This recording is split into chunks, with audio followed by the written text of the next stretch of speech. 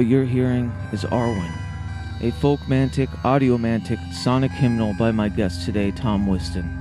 This has to be one of my favorite discussions as we transdimensionally surf the confluences of analog and digital artistic conjurations, our communion within this digital sphere, the systemic and sometimes political underpinnings of academia or magical currents, and his magnificent body of work that both exorcises and informs his anarchic magical praxis. Listeners will know this track as the Ouroboros, the opening and closing of We the Hallowed's recent collective audio sigil, Detritus. I'm excited that listeners will get to hear the wonderful folkloric tale interwoven into this transcendent work amongst our weave and tarries across many pertinent subjects.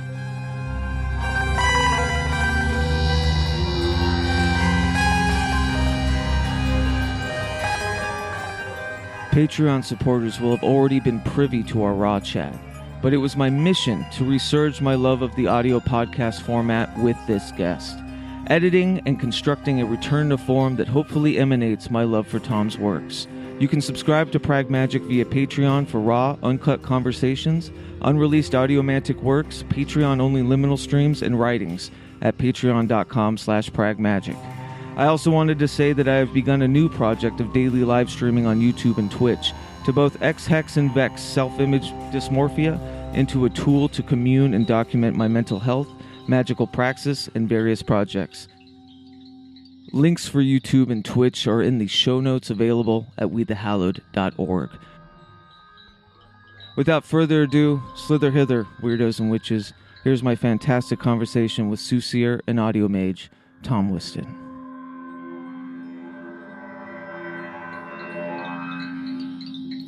So at the moment, I'm doing my PhD quite late. I mean, like, I took quite a long break after I did my master's and went and got a job and lived in different countries and did a load of stuff. And then came back to do my PhD. And my PhD basically is about how kind of music and magic intersect, and especially how they relate to, like, society on the whole and the kind of technology in society, and how maybe kind of magic practices and kind of thinking is maybe a kind of antidote to the kind of overly technological way that society's going. I work in IT outside of doing music stuff, so I'm really exposed to, like, a lot of stuff that's going on in that space and the technology there. And I'm, although kind of deeply into IT topics, I'm also very skeptical of the kind of idea that, like, technology will save us, or that, you know, that we should just always be looking for the next kind of technological solution. Yeah. And I kind of agree with Heidegger when he talks about technology, where he's saying that technology is like an inframing device. Technology isn't like a computer or something. It's like a way of thinking about the world. Mm-hmm. And that once you start thinking technologically, everything only has value as in use for something else.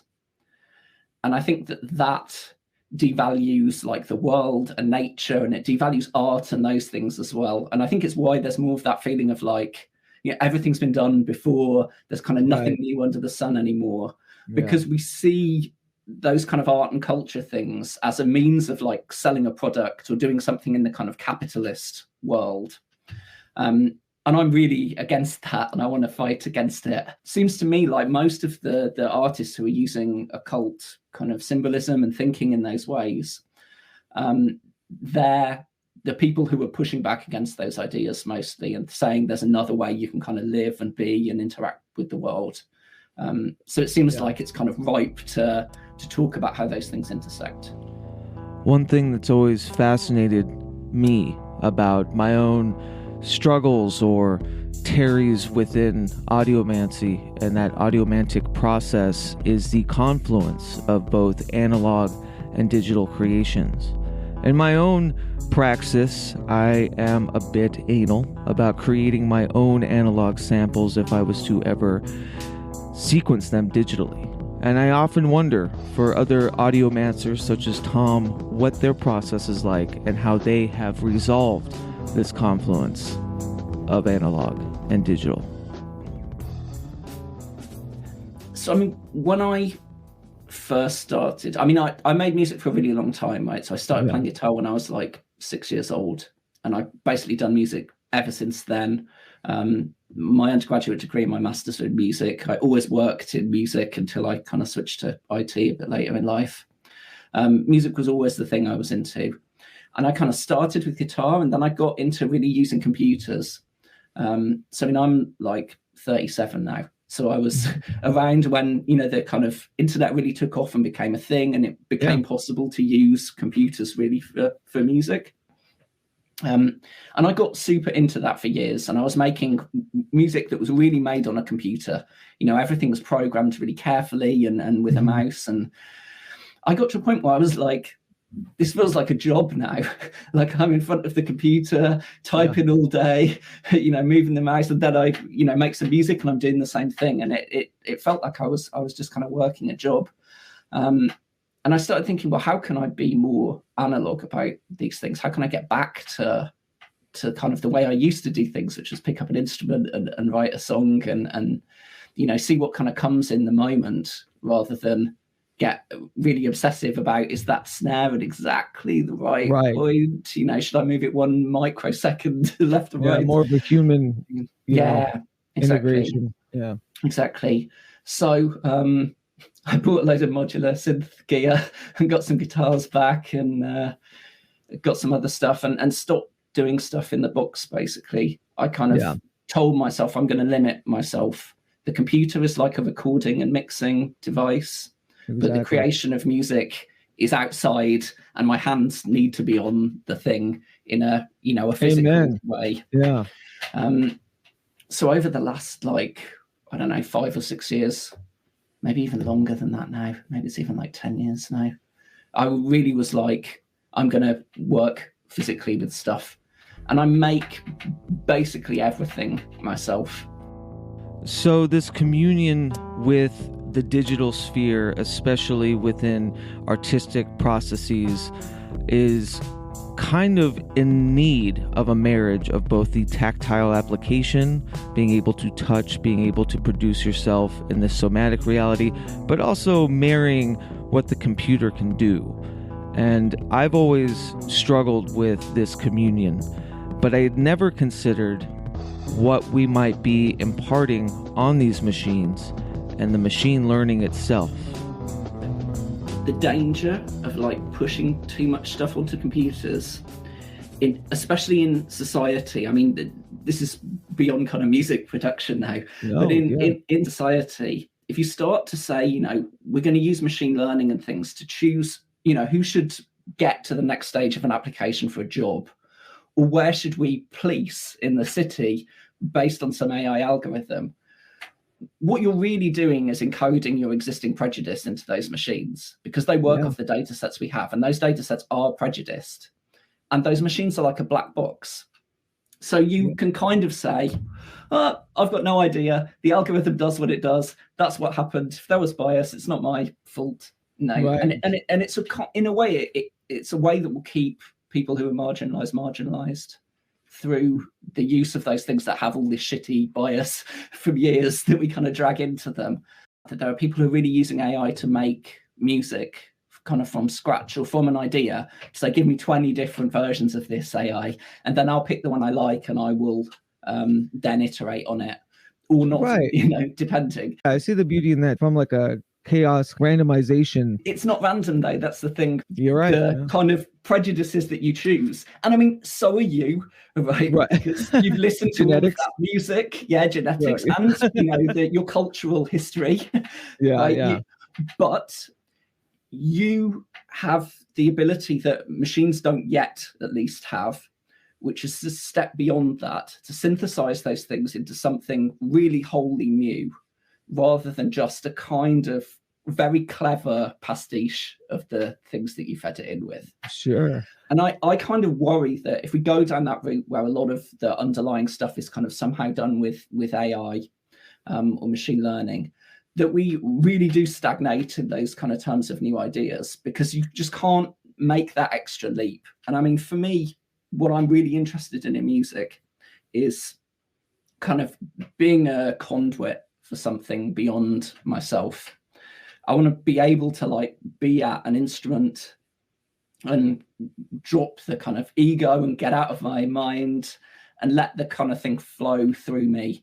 And, you know, the kind of ideal state, I think, is like if you're playing guitar or something and you can hear what needs to come next, just that microsecond before you're going to play it, right? So the pattern is coming into your head and you have to kind of translate it onto the fretboard or something. So moving beyond the artistic process and more into the magical praxis of marrying these things, one of the things I debate within myself is the strength of the digital applications, like ones that create sigils for you, ones that take a lot of the processes out of the journey into the creation of such things, whether it's a sigil app or a cut-up generator. And I'm not an absolutist. I don't think they don't have any merit, but it's one that I struggle because I feel there's a lot missing within the process itself. I mean, there's something about, with sigils, like there's something about putting the time into taking that thing and turning it into the other thing, which is really important to the process. Yeah. I mean, I can understand like using a computer to make a sigil based on magic squares or something, because that's not a kind of artistic synthesis process. It's like you have a square with numbers, the letters map to the number, you draw a thing. I mean, that's an algorithm, right? So fine if you use a computer for that. But I think for me, those sigils don't really do that much for me. The whole point is kind of burning it into your mind and going through the rough and tumble of creating it is how it does that. Do you have certain practices or what I term audiomancy, ritualistic things to kind of conjure? It all kind of depends on the project. I mean, I have a kind of approach to my work where the pieces are often very conceptual, in that I have a real strong kind of idea about what I want to say with the piece or what idea I want to explore. But I purposefully try to keep my mind empty about how I'm going to explore that. So I will think a lot about the piece and saying, I want it to be about this thing. I want to like express this certain feeling or certain idea. But I don't sit down and go, and that means, I need to use this scale and I need to start like this and it needs to go like this. I prefer to kind of overthink the concept and then sit down as a kind of blank and see what comes through me. Often it takes you somewhere really different to where you maybe imagined it in mind. But if you then start to force it back into that thing, that kind of rough idea you maybe had, you lose the kind of magic of the thing. So you have to kind of learn to go with the flow of the piece. The audio sigil piece that I collaborated with you on is a good example of that. Because, I mean, that has a really specific intent. It's like a piece which is really about Ceridwen, the kind of Welsh witch goddess, and a kind of a piece which is kind of honouring her and asking for a kind of blessing from her. So the kind of song mantra you can hear in it is a sigil where the letters of the statement of intent are mixed up into a kind of beautiful linguistic thing.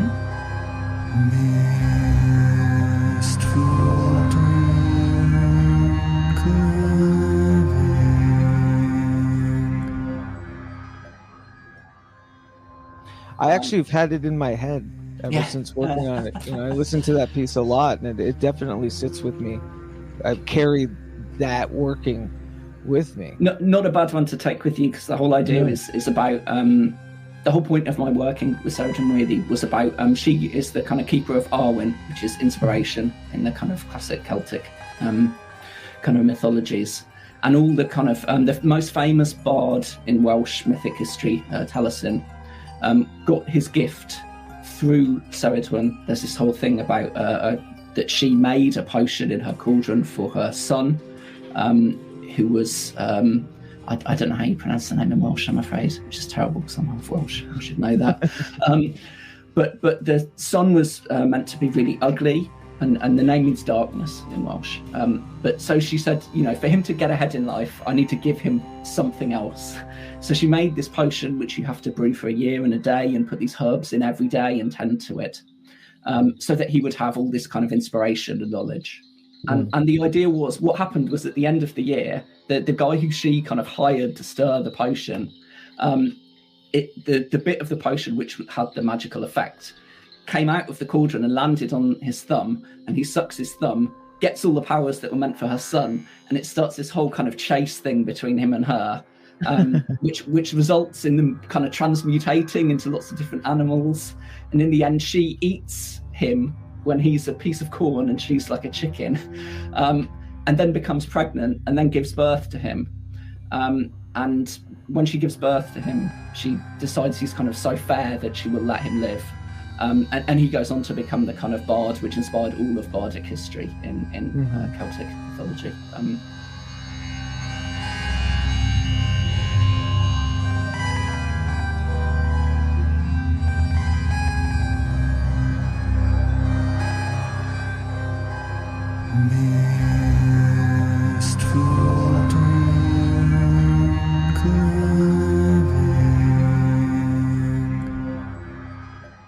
I'm not someone who's like super trained in like traditional ways of magic. I have to say that. I mean, it's interesting because I've always been really interested in magic. Even as a kid, it was something I was super interested in. But through my kind of general life and experiences and those things, I never got too into kind of Wicca. It was a bit too, especially the way it is in the UK, it's a bit too kind of fluffy for my taste. Yeah. I have fairly like kind of dark taste in art and cinema and those things. The stuff that goes a bit too kind of on like to the kind of hippie side maybe sometimes doesn't kind of resonate with me. I need something which is a bit kind of broader spectrum. For a long time, I did a lot of kind of chaos magic stuff and got really into those things. Yeah, I would almost kind of consider what chaos has become a current of, the UK. For sure. You know what I mean? I think it's in the pantheon now. For sure. But I mean, in the end, I became kind of disillusioned with that as well. Because I mean, there's something about the idea of like results-based magic. Yeah. Which is inherently capitalist. Yes. Yeah. Like the part of chaos magic that speaks to me is the chaos, right? I'm at heart, kind of politically, I'm pretty much like an anarchist. Yeah. So the kind of anarchy of that chaos and the potential of that chaos is something that really speaks to me. But the focus on like, what's a tangible result? What's results-based magic about? I mean, that somehow didn't kind of sit with me well after a time. And probably even more so the more time I spent with the IoT. You were in the Illuminati? Well, I was going to join, and at the point where I finished the kind of adeptship and could have had the kind of full going into it, I decided not to, because what I found from attending things a lot with them was really that they had a set group of things that they were always speaking to, so the same saints, the same processes, the same things, and that kind of hunger for results sometimes led me to feel maybe there was maybe a little bit of delusion there. Do you know what I mean? That you would kind of say, do a ritual for something really big, so some kind of real kind of world changing thing, that we stop using oil or something like that, right? And then you see in the paper article that says, we used 0.001% less oil last year or something. And some of the people in that circle are like, well, that proves my magic works. Like I'm a powerful magician from that. And again, that kind of sat wrong with me. I felt like, I don't know about that. It feels a bit like, you're justifying that you're a magician through this kind of outside stuff, which you're not really controlling anyway. For me, magic is a lot about hollows of practice too. And it is kind of an oxymoron to have a prerequisite for chaos that you're going to get results from chaos, Yeah, totally. Yeah. I mean, if that's if the power is that you can control the chaos or something, sure. Good luck with that. Tame Quran's on. Yeah. Yeah. I've talked to Phil Hine about it too, and he's one of the progenitors of chaos magic, and he's had the same walloping kind of dismissal of it, and then kind of came back to it, and as all magic and creation should be. Anytime there's a kind of a label or a dogma or a system, I kind of shy away from it. Totally. And kind of after the chaos stuff, I was like, well, what do I look at now? Like, I'm still into magic. I'm still really interested in that. The magic I'm interested in, I think, is more about changing myself. I think you change the world through changing yourself. Yeah. So I was like, well, where do I look now? And I think the last couple of years, I've been really interested in like sabbatic witchcraft, and especially the kind of Andrew Chambly stuff. I mean, I really like his stuff. I mean, once you can get over the barrier of being able to afford a copy of any of the books that he put out, which is pretty brutal. I think if you're interested in the intersection of like art and magic, he's a brilliant person to be into, because he is interested in that intersection. I mean, sometimes very, very overtly, right? I mean, there's the ritual of the hand and the eye, about kind of your hand becoming possessed, and you can then you draw something, kind of automatic drawing, that style stuff. But all of his work, the way it comes together, speaks to me of like art. I mean, the Azuetia in a lot of ways is a very artistic kind of statement about magic. It's very non-literal. It's very open to be interpreted. It's got very kind of artistic language. It's very open to kind of personal interpretation, I think, anyway. And from speaking to other practitioners, I think the ones I spoke to would agree, I think. I believe a lot of metaphysically minded artistic practitioners, such as myself, fall into this barrel of needing to explain themselves and their works profusely. I know I get really excited to learn and research the different intrinsic values of the intentions within each metaphysically minded work. Perhaps this is a bad practice. Yeah, I feel like you always want the work to stand on its own. Like, it shouldn't require a piece of writing for people to get it. Like that's my kind of bugbear with a lot of kind of very postmodern stuff.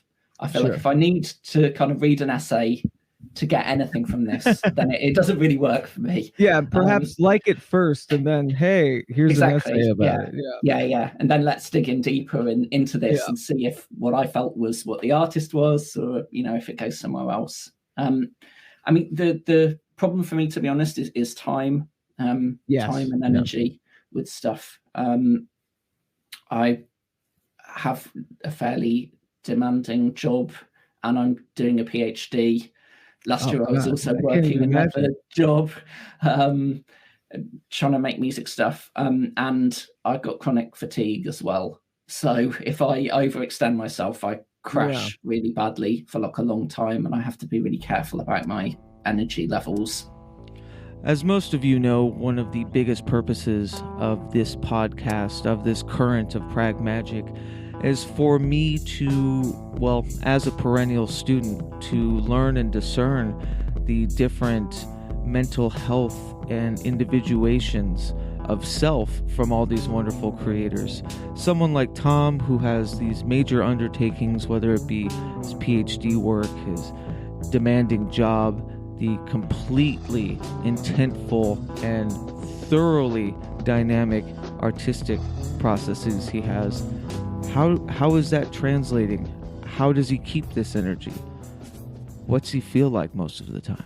It's a hard one. I mean, the stuff that I would say affects me more mentally is not working on art projects or things like that. I mean, the PhD can be hard because you have to digest a lot of like quite hard writing and synthesize it into something else and do it in this very kind of rigid academic framework. And talking about things like magic, that can be quite difficult sometimes. So that's a challenge. But actually, I find that the thing which is kind of the energy destroyer for me is work, pay the bills and pay the rent kind of work, because it's living inside of a system which I don't like or want to take part in, ideally. I mean, for a long time I had really no decent job and was just making music and living on kind of as little money as possible. Right. And I mean, there was points where I kind of lived in the worst places in the world, or like had nowhere to live for a while. And I mean, that was cool in some ways because it allowed me to like move to Germany for a while, and that's where I met my wife and stuff. So I mean, that was great. And then I was freelancing for ages, and then I got offered a job and to move to Switzerland, and I was in Switzerland like for 3-4 years until about 2 years ago. So I moved around a bit, but there I ended up really working in a company, kind of going through that company, as you do, like changing role and kind of, moving from programming to managing to, kind of being in the like real leadership of the company and stuff. Sure. And that was really interesting because I kind of proved to myself, well, I can work in that world and I can kind of succeed in it. But I also proved to myself what I knew before, which is that I kind of hate that world, and it's not where my interest lies. At least you did it and figured it out instead of still striving for it and then finding out that this isn't for you. Yeah. I feel like that's always my problem. I feel like I knew it wasn't for me before though, so maybe I shouldn't have done it. Yeah. It bought me some nice synth equipment. There you go. Yeah. I can see a bunch of patch bays and everything behind you. Yeah, right behind is just a small amount of my modular gear. Yeah, about 3 times as much of that, and then some effects units and synths and stuff. But that's awesome. Yeah, but I mean, it was interesting because obviously when you get into that stuff, if you care about the work you do, whatever the work is, you put a lot of energy and time into that, and especially if you are in a role where you have to lead other people. You put a lot of energy into doing that the right way, making sure those people are well cared for. I really believe exactly. And I believe like if you're a kind of manager or something where you're working, your responsibility is to make the team that you're a manager for have the best possible work life possible, right? Like servant leadership. You do what they need for them to be able to work in the most, beneficial way to them possible. So hopefully preserving their mental and physical well-being through your job, rather than it being a kind of power trip. But that's exhausting in a space that you don't really love, or where you have a lot of battles to fight. And because I try to put a lot into the stuff that I do, I try to go into things fully. Then sometimes maybe it's hard to see that it's burning you out until it does. And then you have to work out how to recover from that. And that's quite difficult. That's definitely something that's been a struggle for me in terms of kind of mental health. I realized I got to a point where I'd normalized being really exhausted all the time. Kind of all my holidays were just like recovering from work.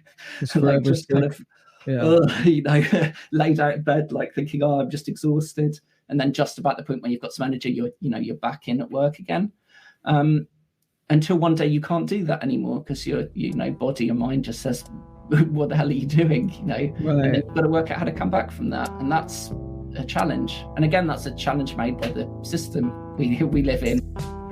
And speaking of the system that we live in, Tom, as he had touched on earlier within his PhD work, has brought to my attention this rumination, this meditation about sort of the systemic or intrinsic values of the magical currents we use themselves and how they inform or relate to our societal norms or academia at large. Academia is not super open to ideas of magic. No. So quite a lot of what you end up doing is saying, how can I talk about this in a way which is acceptable to people? But that in itself is a danger when you're talking about magic, right?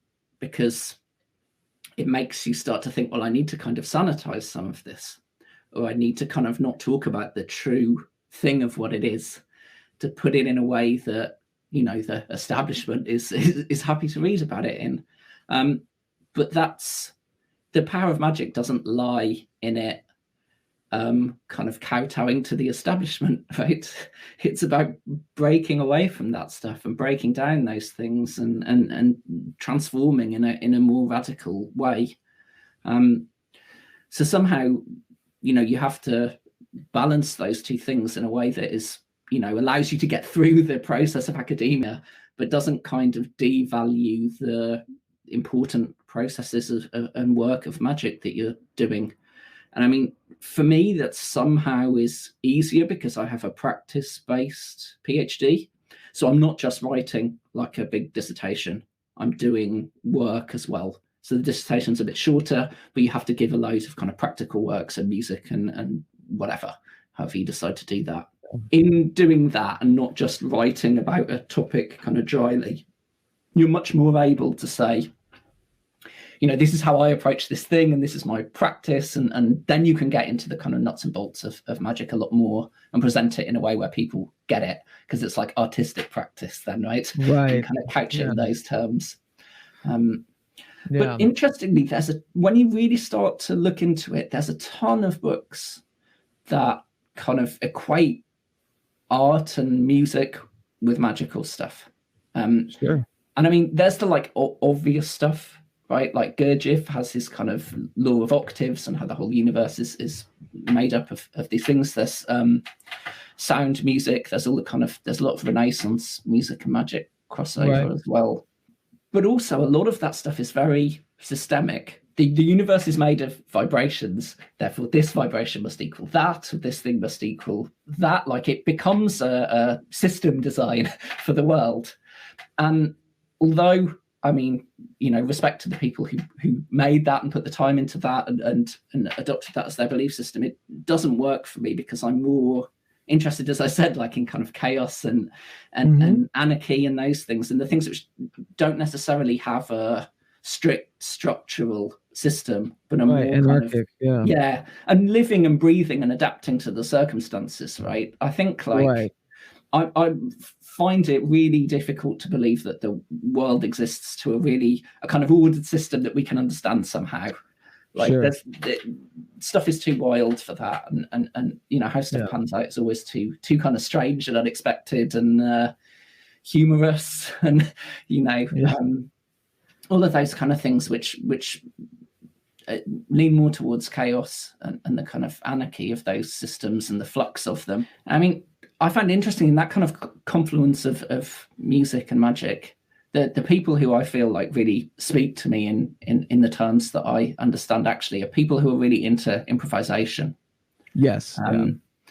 There's a really good book called Mastering the Musician or something. It's a book about how basically becoming a kind of master improviser is about opening yourself up to the flow of the universe, to get out of your ego, and to get out of the way of yourself, and be prepared to fail and be prepared to kind of let something flow through you, which you maybe can't, you shouldn't exercise control over.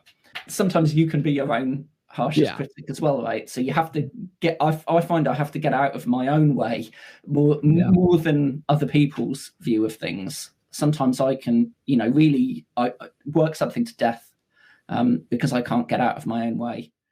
So you sent me these beautiful tapes, and I don't know if there's people in the chat that can see, but I showed them on another Patreon stream because I was just so enamored. But I think I want to speak about this one specifically. Because I think this is the one where you've actually used blood. Yes. Right? Yeah. So can you describe how you did that? Yeah, sure. So that piece of work is 4 kind of long, fairly free form tracks, which were all made as a result of kind of daily magical practice. So for a while last year, every day I was trying to kind of bring improvisation into my magical practice, to kind of sit in front of the modular synth and kind of bring myself into the right headspace and make something, thinking about some idea or whatever I wanted to explore. And I recorded tons of those. I mean, a couple of months worth of every day doing that, and then kind of culled the best down. to this.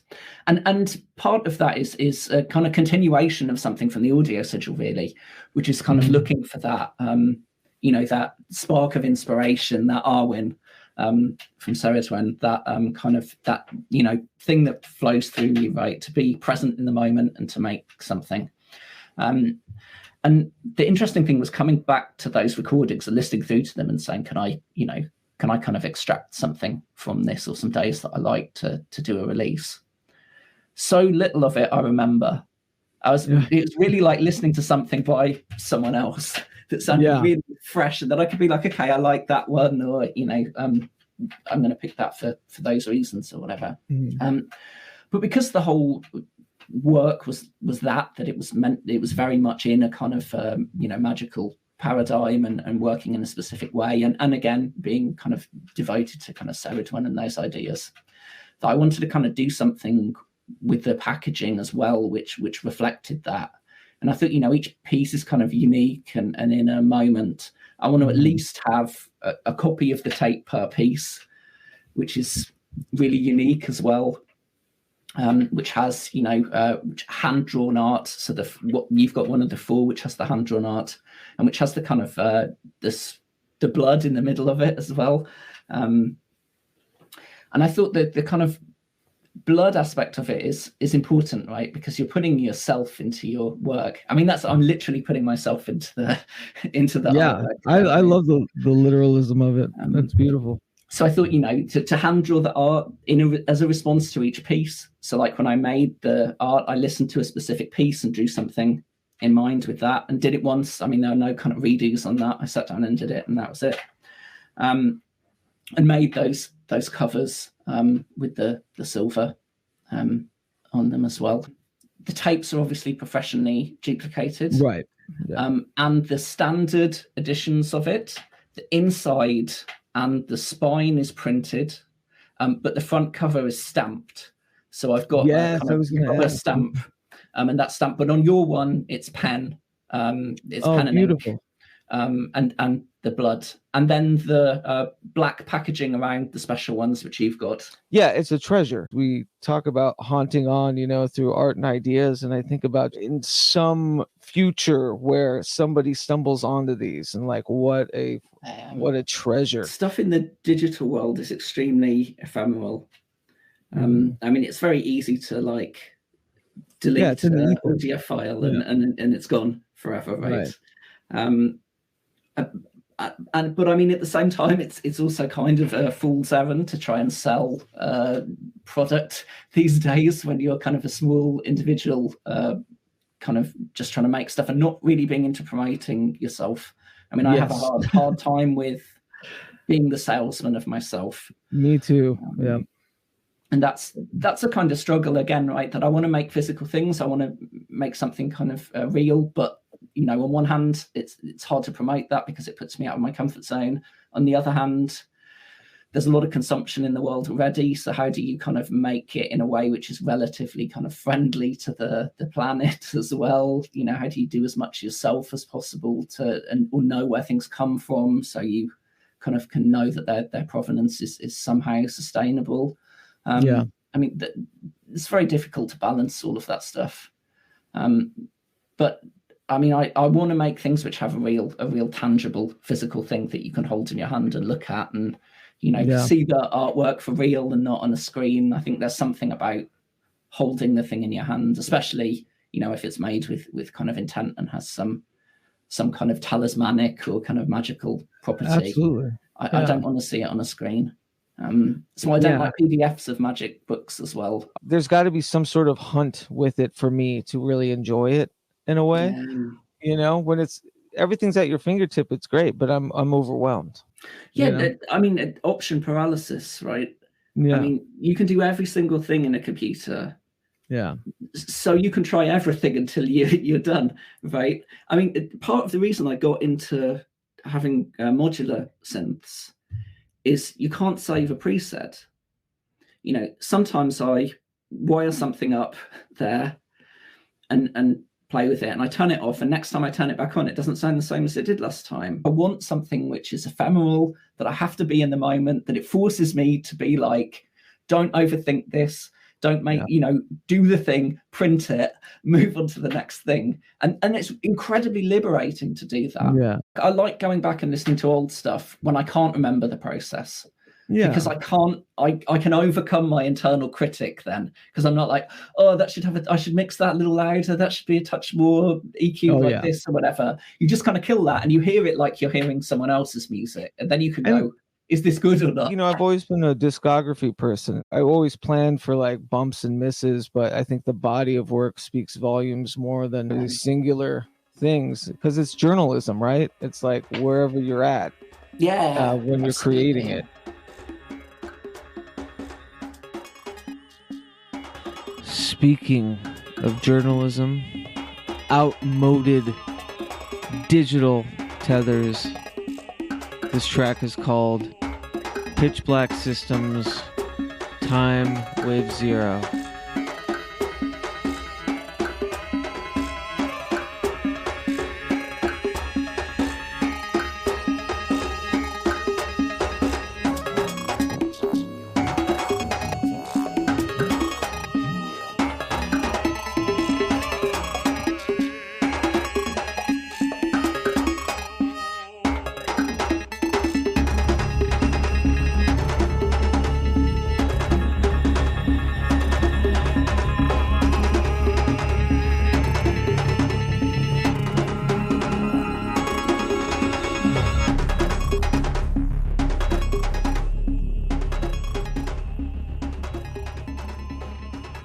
This is one of those things that I made years and years ago, and I actually thought all this music was completely lost.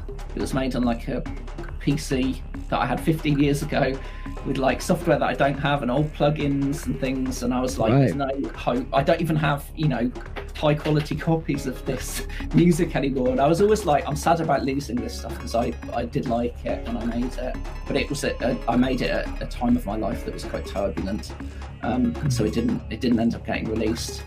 And I was just going through some CDs and stuff at my parents', and they had a CD that I'd obviously made. Nice. All of the tracks in like uncompressed quality. So I was like, oh my God, I can release this music. Like, I'll get it mastered, I'll sort it out.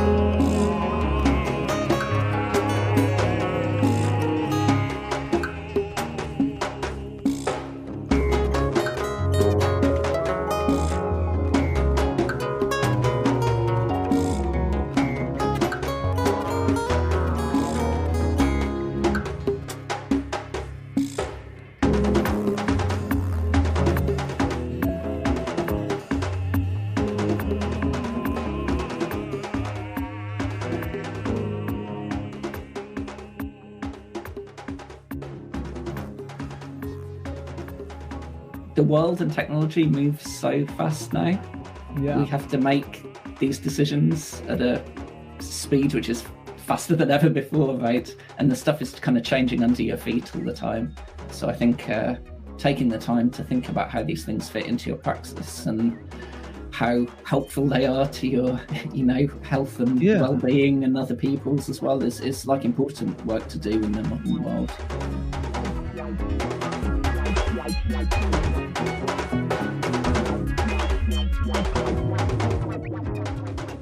I mean, those things cause internal change, which is reflected outward and changes the world in turn. So I think the work is kind of always internal, but that internal changes the external.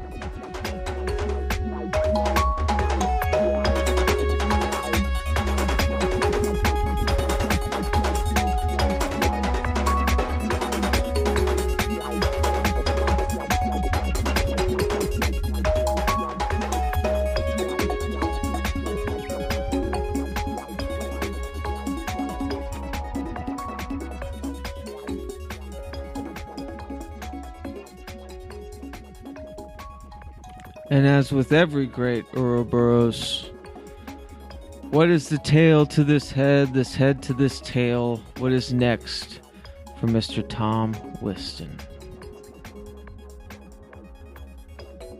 I think upcoming anyway is that 4-track of that kind of psychedelic stuff.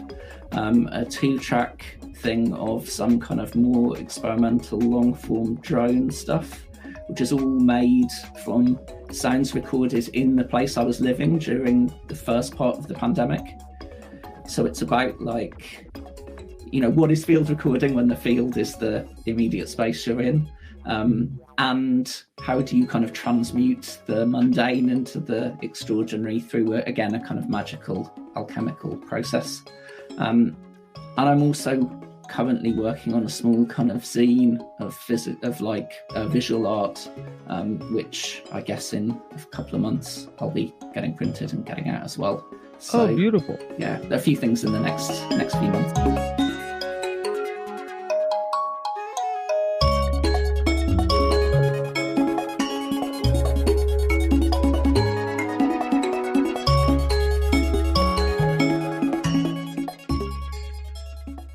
Tom, it has just been such a wonderful time getting to meet you face to face. I hope we keep collaborating because I'm very inspired by your work. Thanks for having me. Of course, Tom. Thank you so much.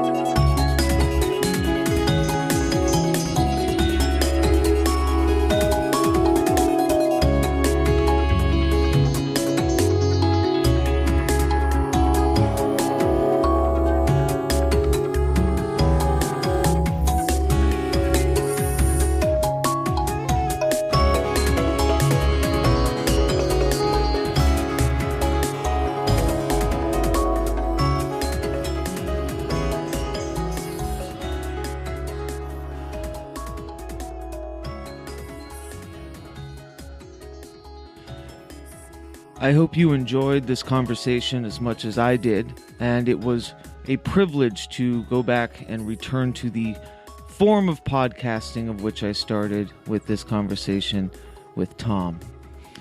I implore you to search out Tom's music, his website, and you can find all of those in the show notes below. Also, if you haven't yet, please check out our grand We the Hallowed audio sigil Tom is a part of at wethehallowed.bandcamp.com. And if you're listening to this on February 23rd, well, it's my birthday. The music you're hearing under me is from my previously unwide released album, Bardos, that I just, wide released today. And you can find that at dakotaslim.bandcamp.com. It is my goal to release a edited and well-produced audio podcast at least monthly, So if you haven't yet, please subscribe to Pragmagick wherever pods are casted. And if you'd like to keep up to date with the day-to-day and the wonderful projects and the milieu of amazing works that I am contributing or being a part of, you can subscribe to Pragmagick on YouTube and Twitch, where I do daily streams, liminal streams, have off-the-cuff interviews, and release unreleased music. Also, if you'd like to support the show financially, you can find my PayPal link for a one-time donation in the show notes, or become a Patreon at patreon.com/pragmagick, where I shed a lot. I vex, and hex, and keep everyone in that community well into the loop, as well as running a wonderful We the Hallowed Discord, only available for patrons. I'd like to thank Mr. Tom Whiston again for an illuminating chat. And whether you're haunting on through ideas and art in the digital ether or this somatic analog atmosphere, haunt on and haunt on indeed.